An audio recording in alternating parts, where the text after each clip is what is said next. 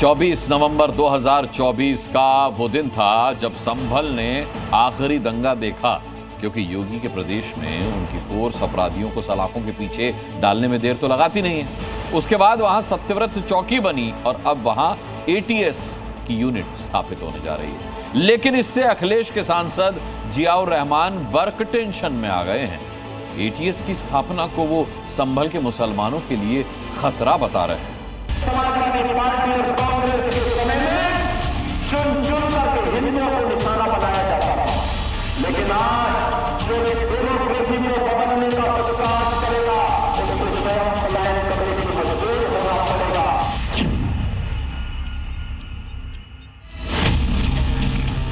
संभल के इस्लामीकरण पर योगी आदित्यनाथ के इसी संदेश ने समाजवादी पार्टी के मुखिया अखिलेश यादव से लेकर उनके सांसद जियाउर रहमान बर्क के जहन में डर की दुगदुगी बजा दी है। तभी तो सवाल उठ रहा है, क्या अखिलेश के जिया एटीएस से डर गए हैं? तभी तो एटीएस का नाम सुनते ही जिया को संभल में ऑल इज वेल दिखने लगा है।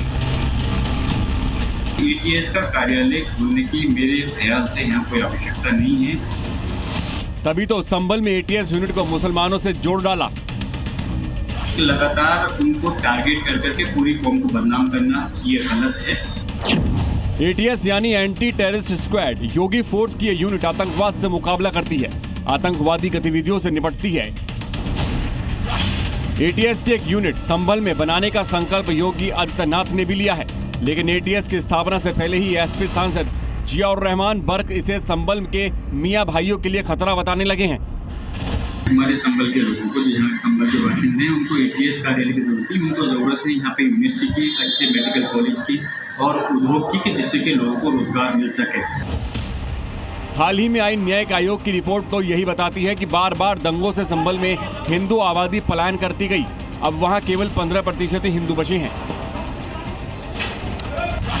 योगी सरकार का यह फैसला संभल की सुरक्षा के लिए एक महत्वपूर्ण कदम है, लेकिन अखिलेश के जिया को एटीएस मुसलमानों को परेशान करने का एक जरिया दिख रहा है।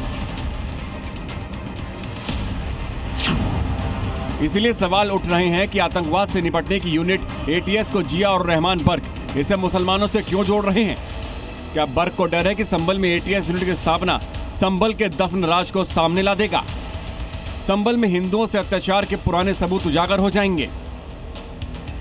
संभल के मियां भाई के माथे के बल भी इसी ओर इशारा कर रहे हैं कि संभल के इतिहास में अभी भी बहुत कुछ ऐसा है जो अनदेखा है। वहीं स्थानीय हिंदू एटीएस यूनिट बनने से खुश हैं। बहुत जरूरी है, चूंकि टोटल इंसर्जेंसी है, सारे मॉड्यूल्स यहाँ पर कार्यरत हैं। संभल में एटीएस की जरूरत है, क्योंकि 24 नवंबर की घटना के आधार पर सुरक्षा की दृष्टि से और इस पर अंकुश लगाया जाना जरूरी है। और जो भी योजनाएं आतंकवाद की गतिविधियां पैदा करती है संभल में, तो एटीएस का होना यहाँ बहुत ज़रूरी है। संभल में एटीएस का दफ्तर तो बहुत ज़रूरी है। यहाँ पर पहले भी 24 नवंबर में अभी कांड हुआ है। वहाँ पर अगर पुलिस प्रशासन अगर सही नहीं होता, अगर होशियार नहीं होता, तो हज़ारों हिंदू यहाँ मारा जाता। वो पहले भी 78 के बल्ले में काफ़ी हिंदू मारा गया, 78 के बल्ले में, 76 के बल्ले में। एटीएस की स्थापना से पहले ही संभल में बवाल मच गया था। अभी इसके स्थायी कार्यालय को शाही जामा मस्जिद के पास बनी सत्यव्रत चौकी में बनाया जा रहा है, लेकिन बाद में इसे शेख खां सराय इलाके में शिफ्ट कर दिया जाएगा। जिस जगह एटीएस का कार्यालय बनेगा उस जमीन को कब्रिस्तान के अवैध कब्जे से मुक्त कराया जा चुका है। 3 बीघा की इसी जमीन पर आने वाले दिनों में एटीएस का कार्यालय बनेगा, लेकिन इससे भी सपा सांसद बर्क को तकलीफ है। कब्रिस्तानों को छेड़ा जा रहा है, बेहुरमती की जा रही है, तो ये चीज़ गलत है। और अगर कहीं कोई चीज़ बननी है सरकारी, तो उसके लिए यहाँ पे कोई जगह की कमी नहीं है। आप जगह देखें, चाहे नगर पंचायत हो, ग्राम पंचायत हो, अच्छी खासी जगह मिलेंगी। योगी का संकल्प है संभल को उसके पुराने अवतार में वापस लाना है। संभल से कट्टरता को मिटाकर वहां सनातनी पहचान वापस लौटाना है। सुनील सिंह, संभल, जी मीडिया।